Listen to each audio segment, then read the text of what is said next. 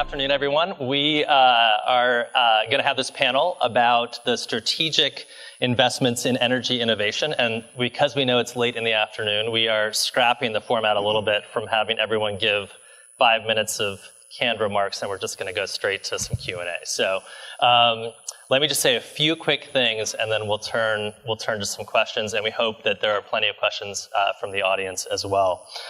The conversation, obviously, for throughout the day today has been a lot about how the U.S. can be growing the market for clean energy innovation.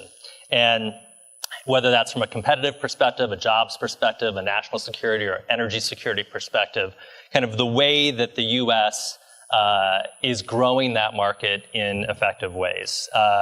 We want to talk a little bit on this panel about sort of where things are headed 10, 20 years from now, how we think about investing in that stuff today from all of the angles that the people who are here with me on this panel have seen. And that is both from the business side, from the investment side, from those who are trying to encourage entrepreneurs and researchers, to those in government. And we wanted to kind of give a little bit of a perspective on what that long-term investment, kind of what looks like around the corner from the various places that these folks sit.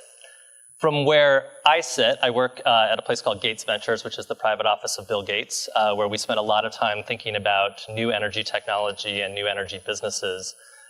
It's clear to us that that recipe only works when you have three things: a really robust national commitment to research and cutting-edge research, where you have private sector players willing to develop and invest and cultivate and grow companies out of that research, and then where you have really smart policy reinforcing the incentives that make that system work. And so what I'm excited about today is this crew of people here has experience in all of those places, and I hope we can talk a little bit about the interactions of those, because those different segments that I just described are not ever discrete. They blend quite easily, and that we can talk a little bit about sort of where we see some opportunity and where we see, consistent with the conversation earlier today, where we see some barriers that need to be reduced. So let me do a very quick introduction. All these people's bios are in your program, so I won't be long on this. Rich Powell, sitting next to me, is Executive Director of the ClearPath Foundation. Their mission is to advance conservative policies that accelerate clean energy innovation. Before being at ClearPath, Rich spent time in the clean energy practice at McKinsey. Emily Reichert is the CEO of Greentown Labs up in Boston, which is the nation's largest clean tech incubator. They do an amazing job, Emily will talk about it, in really cultivating the entrepreneurs who are leading so much of this innovation and taking it to market. And so she can talk a bit about what they're doing there. She has a long history in the R&D and operations side of things after coming out of MIT. Next to Emily is Connor Prochaska. Connor is the Chief of Staff and Senior Advisor at ARPA-E, which happens to be my boss's favorite agency in government. Surprise. He manages the day-to-day operations of ARPA-E. Before that, spent some time in the private investment world. And in the coming weeks, he will be taking on a new role at DOE as the Chief Commercialization Officer. Yeah. And then next to Connor is Jason Hartke. Jason is the president of the Alliance to Save Energy. Jason joined ASC earlier this year after really quite a long period of time working in both sustainability and clean energy, most recently at DOE, where he led the commercial buildings program, and then before that was at the U.S. Green Building Council. So I think to get started on the discussion that I was mentioning earlier, I want to let Rich talk for just a second about some of the progress that has happened on this front in the last year. We talk a lot, it's been a lot of conversation today, about some of the paralysis that happens in this town in particular, whether that's around moving money or moving policy or legislating. And for a whole variety of reasons, there's been a great deal of progress when it comes to energy innovation on that in the last year. And so, Rich, maybe you could just give a snapshot of where we find ourselves. Sure, and I will try to make this quick, because I'm sure people are sick of hearing from me at this point. So This has been a pretty spectacular year legislatively, and I think really demonstrates that there is a bipartisan consensus in this country around energy innovation and around a robust and continued, now better targeted and reformed role for the federal government in basic and applied energy research and development. So I think that that's very well expressed by 4 pieces of legislation that have been passed in the last year. The first was the FY18 spending bill, so that was passed back in the spring after the big deal on increasing the caps to federal spending overall. What was interesting was not only did DOE get more resources, everybody got more resources, that was part of the spending caps deal, but the Office of Science and Energy at DOE punched significantly above its weight, and then within the Office of Science and Energy, key innovation programs, technologies that we would describe as highly disruptive technologies like grid-scale storage and advanced nuclear energy, even further punched above their weight, sort of demonstrating that within Congress there's some understanding about what the priorities are and making even deeper investments and commitments to that. And very importantly, along with those spending increases, there was congressional direction to the Department of Energy on what we would call a moonshot goal approach. So in this case, it was Congress saying to the Department of Energy, tell us how you're going to create a moonshot goal. Tell us how you're going to create a sort of a second Manhattan Project around advanced nuclear energy. How are we going to really scale this technology up and retake the lead in advanced non-light water nuclear? So pretty exciting from our very nerdy perspective. Fast forward to this fall, we just 2 weeks ago saw 3 remarkable bills. The first one was the next fiscal year's spending bill, FY19. Now this is remarkable. This is the first time that the Department of Energy will actually have received a budget before the fiscally mandated deadline so that it can start since 2009. its year. Yeah, since when? Since 2000. Yeah, since 2009. Since 2009. Yeah. Which is amazing, right? It actually will allow all of the great people at the Department of Energy in this room and who just spoke to us a few minutes earlier to have a proper budget planning year and get money out the door to the national laboratories or to universities and other programs in a much more thoughtful manner than when they're forced to just ram all of this through very quickly toward the end of the budget year. So that's fantastic. And that bill built on the success of the FY18 bill and invested even more deeply and further in these technologies. Just as an example, on grid-scale energy storage research, for example, at the Office of Electricity, we're up 50% in funding for that since FY18. Now, these are still relatively small numbers, but that's a pretty extraordinary increase in what I think a lot of people in this room might argue is the most important part of the energy system right now, finding a way to make intermittent renewables into a flexible, dispatchable resource. So pretty remarkable. In addition, a big basic energy research bill was passed, HR 589, which reauthorized all kinds of great programs like the solar fuels program at the Department of Energy. And lastly, a bill called the Nuclear Energy Innovation Capabilities Act, which was actually spawned by a conversation between Bill Gates and Chairman Smith on the House Science and Technology Committee, and has taken about 3.5 years to get through the laborious process and pass, was put into place. We were just talking about Greentown Labs. This would basically create a Greentown Labs for nuclear energy, probably out at the Idaho National Lab. So a test bed and key tools for advanced nuclear innovators to test their designs and scale those up. And ideally get us, again, more competitive against our Russian and Chinese competitors. So, Jason, you were going to add something. I just wanted to put a little flavor on that and how dramatically important what happened with appropriations this year is. I mean, we were 2 years ago staring at very severe budget cuts across these clean energy programs and investments. And, we rallied the troops, we mobilized allies, and it really is. It's a great accomplishment to now look at funding that's higher than what we were starting with. But 75, 80% cuts were proposed. Some programs, my dear friends from ARPA-E, proposed to be cut completely. Weatherization, state energy program, and these are the very engines in their respective places of the innovation that we're looking for. And innovation isn't this, I love the word, and nobody uses it more than secretaries of energy. But it's not a destination, it's a journey.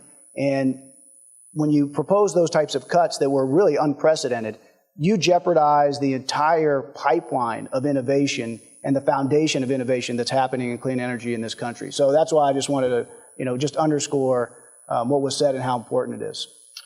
So I want to pick up on one point that Rich made at the end, which was sort of thinking about how that positions the U.S. relative to other nations. And there's obviously been a lot of chatter in the panels earlier today about China and others. I think, clearly, and there's also been a lot about sort of the role that the U.S. has played in a very preeminent way in terms of labs and universities and being the hotbed for entrepreneurs and the shale gas revolution and all the rest. I think there's a lot of hyperbole that mixes in with the China-U.S. conversation for a whole variety of reasons. But when you strip that aside, I'm curious for the people on the panel, when you think about the worry of China or others catching up with the U.S., if you could deconstruct that a little bit, given where you sit.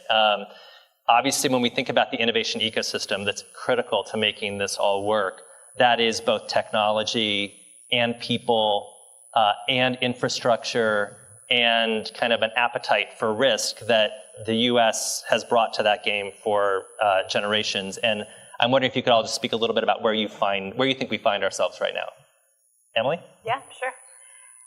So let me just give a little more color to what I do and specifically what an incubator does. Connor and I think most of the folks on the panel here, we're the ones in the trenches every day, like fighting with the innovators to kind of get their technology into the world. So it's actually a really great place to be. As you mentioned, Mike, we're the largest clean tech incubator in the United States. We're located just outside of Boston. We currently support 100 companies in 100,000 square feet of office, lab, and community space. And why is the lab space so important? Because most of these companies are building physical products. So they are doing prototyping and trying to test their technology in a real-world environment. And I mention that because it's going to be important as I continue my remarks. We provide the companies, though, not only space, but a strong community of entrepreneurs, which I'm sure Connor can also appreciate with all the ARPA-E awardees and that community, as well as connections to corporate partners, investors, and manufacturers. And so all of those things are really key elements of getting that innovation to market, and I think we'll explore that a bit further. In this journey, as I've been in this role now 5 years, as the CEO of Greentown Labs, and I've gotten to know a lot of our entrepreneurs' stories. And one that comes to mind when you talk about competition is the story of Multi-Sensor Scientific. And that's a company that's developing infrared sensing of methane gas, and specifically tuning that towards a couple different applications, one of which is simply the natural gas that is leaking out of our aging infrastructure, which, of course, in Boston, we have plenty of testing material there. And as well, there are pipelines which are also, maybe not properly sealed, or there are many, many points at which there can be connections that need monitoring. So these folks have, over several years, developed this technology, infrared sensing camera. They have started out with 2 people. Now the company, having hired a CEO, it's a 10-person company. They've got a contract with a big utility, and they are currently getting product ready to go to market. So they've gone from the point of testing something in a lab, testing something in a real environment, and showing that it works, and now they're ready to deploy the product. And where are they deploying it? In Canada. And that's because there have been changes in the impetus of folks in the United States in terms of the methane regulations that have changed here. So Canada remains their most prominent, closest market that they are finding funding available to them. And they're also taking product and getting orders from Germany. So that's interesting to me, because what that's saying is the regulations that are perhaps, in some cases overly stringent, in other cases, we're actually making a market that is now being pulled back, where this company no longer has the potential customers that had that impetus to buy their product. So I think that's an important thing to know about. In general, we work as Greentown Labs with a lot of incubators all over the country and all over the world. And I have to say the interest of innovators to come to the United States remains very strong. And the interest of global corporations in finding innovation here remains strong. So that's two very good things I see in terms of global competitiveness. And that's really because of our strong innovation culture, our universities, and I'd say also because of the generation of millennials that are just bound and determined to solve these big challenges. And I see many of them around me every single day, and that is inspiring and encouraging. So lots of good. Sometimes we're seeing struggles with what the U.S. is doing at the federal level, and our entrepreneurs, as entrepreneurs do, are working around it. You know, Connor. I see there's two things that Emily hit on. First, I'll talk generally about the issue that we see at the Department of Energy. It's real. I don't think anybody doesn't agree that it's real.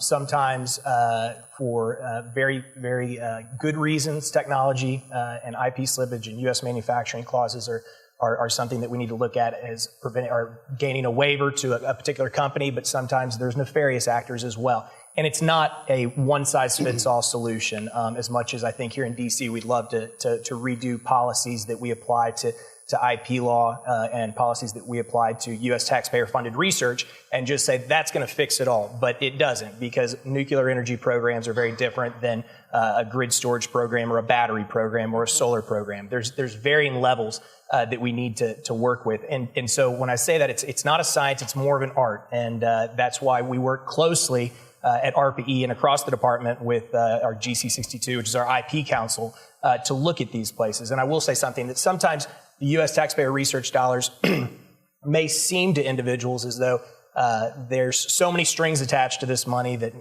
we can never get it fully out the door and as competitive as we want it to be. And two things I'd say to that: sometimes we have to look back at what our ultimate goal is.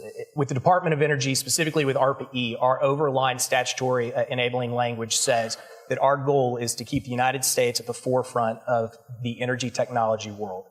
That is overarching, and then we have some sub-bullets under that. So what does that mean? That means that we're not out there to say it either has to be made in the United States or it can't be made, period. It's back to the fact that it's an art.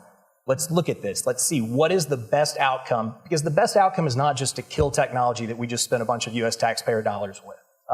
But the best outcome is also not to let it escape to another country, be made in another country, and never be seen or ever have a benefit to the United States and the taxpayers. Our ultimate goal is to balance those two wants, which is to create technology that is competitive, that we can hopefully proliferate around the world, or if we can't make it, then someone else can, and it can benefit the United States and the rest of the world, but also to create jobs, U.S. manufacturing, to create as many opportunities as we can for the people that provided that money. One simple test that I always throw out there is that ARPA-E, we now have 366. When I started ARPA-E, we had $325 million, roughly the same population as the United States.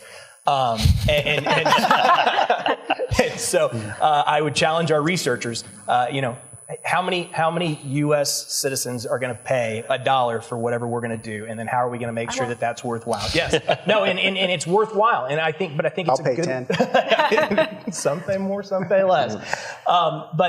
So first off, I think that the fact that it's not a one-size-fits-all solution that we can just go find and lay across the entire department of billions and billions of dollars of research. And then secondly, a great example of ARPA-E kind of thinking a little bit outside the box on an issue that Emily just mentioned, which is methane monitoring. We had our Monitor program. Part of it was a lot of the big companies didn't want to get involved in looking for what we were trying to find, which were keyhole leaks in natural gas facilities.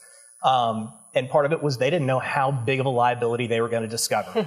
And that was going to be an issue, and they didn't know how regulators were going to react to that. So now we're sitting there between a rock and a hard place. They want to find it, but we don't know what the actual result is going to be. I don't blame them. It could have a huge impact on their bottom line. What we did is we created a test facility at Colorado State University that was a kind of a neutral ground where they could come out, test technologies, and see what they could do and how they could work it. And it was a remarkably successful program. We've got a lot of great technologies that have come out of that program, and hopefully we'll work towards decreasing methane emissions through that program. So it's a balance of working and also bringing the regulators into the discussion with our Monitor program, our Meitner program, which is our small modular reactor enabling technology program that we released just under a year ago.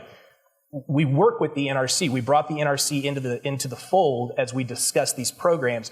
because regulators they have a tough time getting ahead of thinking about yesterday. And there's a lot of regulations, there's a lot of things stacking up on them to do. So anything we can do to help them see what's going to be 2, 3, 5, 10 years down the line, I think is very beneficial to addressing some of the problems that Emily just discussed. So let me pick up on your comment about balance, because I want to talk for a second about labels that I think actually get in the way of that balance sometimes. So, this happens a lot in government. It happens for investors. It happens for a whole lot of people that operate in the space that we're talking about.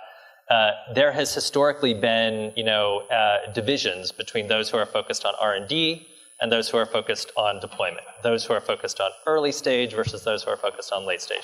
Those who are focused on applied research and those who are focused on basic research. And unfortunately, particularly in government, that tends to cut things off or turn things on in a very artificial place, right? As most of us know, given what we do, those lines are actually really blurry out in the real world. And recently in the energy and water bill that Rich mentioned earlier, Congress went on record sort of saying, look, I know there's a debate around the role of the government in that, but government has a role in the early stage, the middle stage, and the late stage. And that, frankly, seems like a step forward from the sort of artificial debate we've had before. I'm curious from where you all sit, sort of how you see that debate impacting what you do, and kind of where we find ourselves today. Let's just go down the line here. Sure. I think we need to change the label, and it's not that we need to relabel applied research as something, it's that we need to relabel basic research economic welfare for the Chinese. Right? So if we do only basic research in the United States, they are watching, right? They are keenly aware of what's going on in our laboratories, and they have no philosophical objection to applied research. So they are very happy to take the technologies that we have developed here, commercialize them in China, build companies around them in China, and then sell them back to us. And this is not fiction, right? This is beginning, right? So they are building 2 high-temperature gas reactors right now in China. We're a decade away from having those as a viable technology to sell in the United States. One of our most promising grid-scale storage companies, UET, a vanadium flow battery, pioneered out at the Pacific Northwest National Laboratory, is now being scaled up and deployed in China and largely not here in the United States. Some of the best researchers in some of our most interesting fields, like very advanced solar, perovskite solar technology, are being stolen away by Chinese national laboratories just at the point where they've made the breakthroughs, and now those technologies are ready to take and commercialize. And so this paradigm, this sort of basic versus applied, we think is completely the wrong way to think about this. Now, I think there is an important distinction to be drawn. That's incremental versus disruptive research. I think government shouldn't be in the business of incremental research. That can be left to the private sector, right? If you want to do a 2% improvement on some existing power technology, that sounds like a good place for the private sector to focus on. But places that are really risky and really require big disruptive step change kind of thinking, that's the better place for government to be focused on, in our view. Emily. So I, for one, am really glad that the energy and water appropriations language included there being a federal role for applied research and commercialization this time around. And that's because I see firsthand how incredibly difficult it is to commercialize cutting-edge technology. This is what I see every single day at Greentown Labs. And so I think there is definitely a role for commercializing or being part of the supporting structure of moving these companies forward from the point where maybe you have a single prototype that you developed in a research lab to the point where you're at a scale where you can put something on the grid or you can test something in a real world environment. That's a big distance to go, and it takes years, and it takes money, and it takes paying engineers, and it takes having labs, and all of those things make it exceedingly hard to succeed. And so if government can help in some small way, helping to fund a demonstration study, helping to move forward a particular disruptive innovation to a next step where it can be proved out to the point that venture capital investors want to invest in it, that can make a huge difference. We're not always talking about big amounts of money. I mean, to an entrepreneur, sometimes $40,000 is like, the difference between an idea and something that they can test out in the lab. And then a couple $100,000 is the difference between testing out something in the lab and having something that you can test in a real world environment. they can do a lot with a small amount. But that amount needs to be there when they need it to move forward.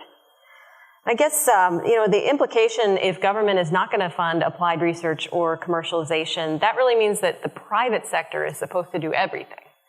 And in my experience, seeing entrepreneurs working and trying to work with large corporations, that is a very hard thing for small companies to do. It is not easy, it is not quick, and there are lots of failure points.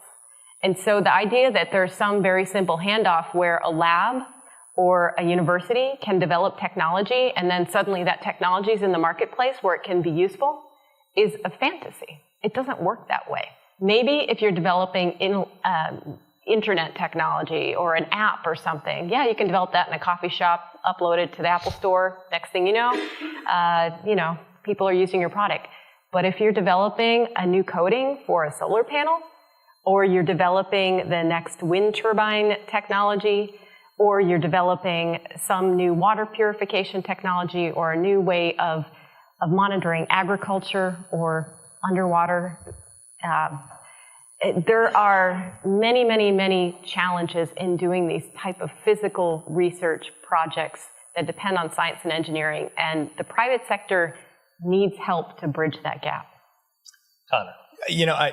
Rich isn't going to expect to hear this today, but he just agreed with OMB, which is that in OMB's reorg, they take out those labels, and that was a lot of concentration on OMB's DOE reorg was focused on what they eliminated. But what a lot of people didn't zero in on is it created the Office of Innovation was the ultimate goal. It incorporated a lot of the things that they saw at ARPA-E that they really thought were efficient and good. And innovative, a multidisciplinary approach, et cetera. That's because Congress runs the way that we operate our offices and our funds. That's not the direction we're going right now. But I say that because we're in a very special time here. Everybody agrees across the Hill, the White House, and at DOE that getting innovation out the door, commercialization, and making sure that I don't even like commercialization, that it has an impact is important, that we're not simply doing science for science sake, which there's still room for that. It's not a zero-sum game. I don't want anybody doing neutrino catching at Fermilab to be upset with me, because that's important too. But one of the things above just labels of basic applied that I think has been rampant at DOE, and I would love to get us out of this attitude, is we try to label everything with technical readiness levels, or TRLs. Yeah. And we sit there and say that this office is only going to deal with TRLs from here to here, and this one is going to deal with here to here. Well, TRL was invented by NASA to see if something was created, and then if it was ready to go to space. That is not how this energy ecosystem works. And when we label things with TRLs and say certain offices only do certain TRLs, what we're doing is trying to put a very concrete system on top of a very fluid ecosystem. And that is an issue that we need to continue to work with. And everybody, whether it's either side of the aisle or the White House, they want early stage technology and they want commercialization. And then I'll sit there and say, well, those are on two separate sides of the spectrum here. And they go, yep, go do it. So it's not easy. But I think part of the movement that we're going to see, not just through this bill, but through the office of the Chief Commercialization Office, is how do we get there? It's fraught with peril of potentially getting and interfering with the market, which we don't want to do, but we still want to make sure that this technology, I don't want to say commercialization, I don't want to say tech to market, I don't want to say tech transition, that has an impact, and how best each one of those technologies can have an impact on the United States and the world. So that's the ultimate goal and what we kind of need to work towards. So labels, gone. I think that's the start. Jason. Well, first of all, I agree with Emily, and I'm proud to know the first Chief Commercialization Officer at DOE. I think that's a Chief Impact Officer. Chief what? Didn't you just say not? Yeah, he said he's not going to use commercialization anymore. So, but nonetheless, it is important. There is a pipeline, and it is part of the DOE's job to make sure that they're looking at the health of the entire pipeline. I just want to tell a quick story, because when I was at the Department of Energy, I worked in the commercial buildings program, and what we were responsible for doing was making sure that innovation was working through that pipeline for those particular entities, for commercial building stakeholders. And we worked on a lot of widget-based technology innovations, and we put project money into that. But we also worked on deployment, and we also worked on demonstration projects, which became a bad word under the new administration. But those were so enormously valuable because in commercial buildings, there's an old saying, they're first in line to be second. So if you don't get out there and prove that there's both the economic case and the energy performance case, guess what? You're going to develop a whole bunch of technologies that are great. I saw it up close. I went to those labs. They're going to get sat on a shelf, and they'll never see the light of day if somebody's not out there proving that they work, because there's just too much risk involved for certain stakeholders to just grab them off the shelf and say, yeah, this is going to work for me. So I think that's hugely important. I also wanted to just back up and make a very quick point on the global leadership question, and that is, and I'm channeling all of our business partners and members, we can't underestimate the importance of the policy landscape and making sure that that's predictable and transparent. And I want to toot Mike's horn a little bit. Under the standards program, under the Obama administration, they set out a very clear path forward, very clear on the process, and they went through and they drove innovation through standards on equipment and appliances. And that program alone, that one policy decision is saving Americans $2.4 trillion. I mean, that's important. That decides whether or not you're going to be in the global lead or not. So our time is quickly ticking away. I wanted to just finish with one question, which we've talked a lot about the transition, whatever you want to call it, right? The commercialization process, lab to market, however we want to call it. And there are a bunch of different models for how people have encouraged that transition, and for sort of how you incentivize that transition, how you incubate both the IP and the entrepreneurs that are part of it, how you ensure that the right kind of capital is arriving at the right time and is sticking around long enough to get people through the stages that Emily was mentioning before, and then how you ensure that there are first users and customers ready to take that stuff out. I guess it would be great to hear, I wanted to get a little bit more into kind of how you all are approaching from where you sit those different models, but I guess real quickly, if you could have the federal government do something, for those of us that aren't in the federal government, to kind of make that process work better than it is, what would that be? Or for Connor or anybody else, really, if people with private capital could do something to change that trajectory, what would that be? Who wants to start? I'll be really quick. I think too often the folks interacting with the lab complex and DOE are primarily the people, to your point, who are pushing a widget, as opposed to the potential people buying the widgets.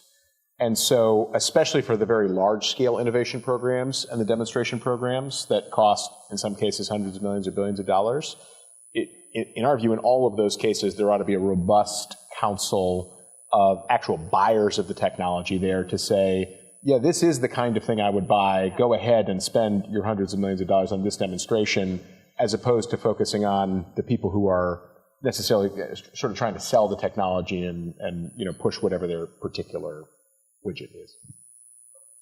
I think something that government could do could be to actually help be that connector between the private sector and the innovator in a more effective way.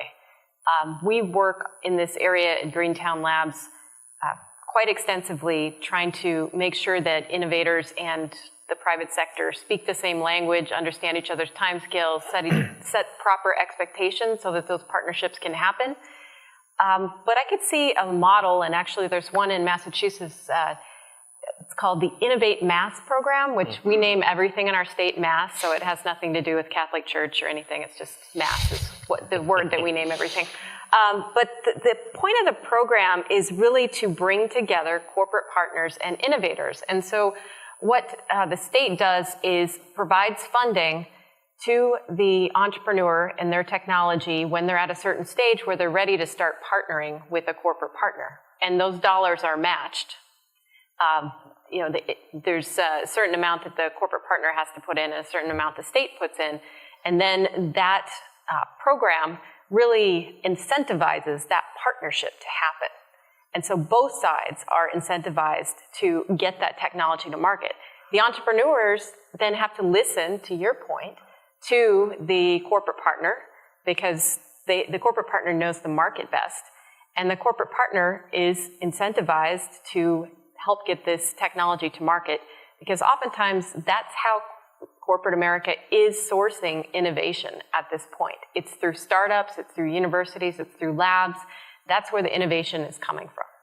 So I think incentivizing corporate America and incentivizing startups to work together, that would be an interesting thing for government to help with.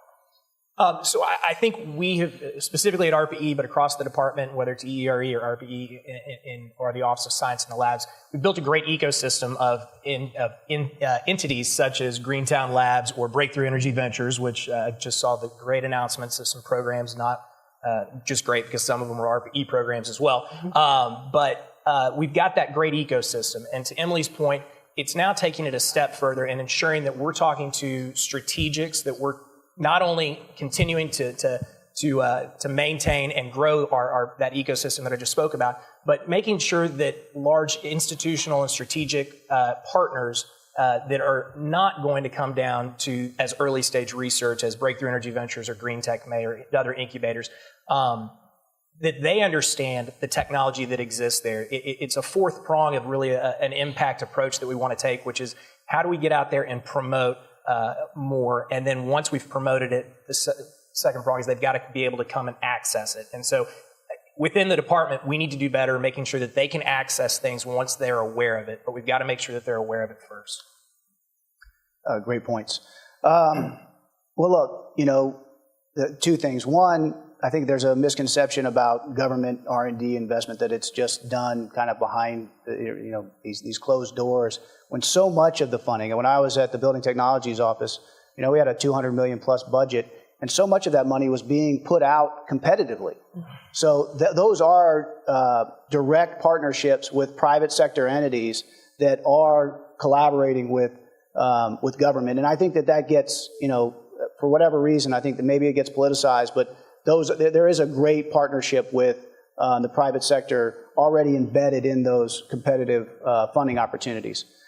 The other thing, obviously, coordination and cooperation, coordination in particular, come to mind. When I was at the department, you're thinking about where the lever is, how you can be Archimedes and do as much as you can with a small amount of money. Yes, we're talking about large sums of money, but it's also not, at least in the energy efficiency world, it wasn't huge. And so we were doing a lot of work on technologies and systems efficiency that could then inform the $8 billion that utilities invest in incentive programs.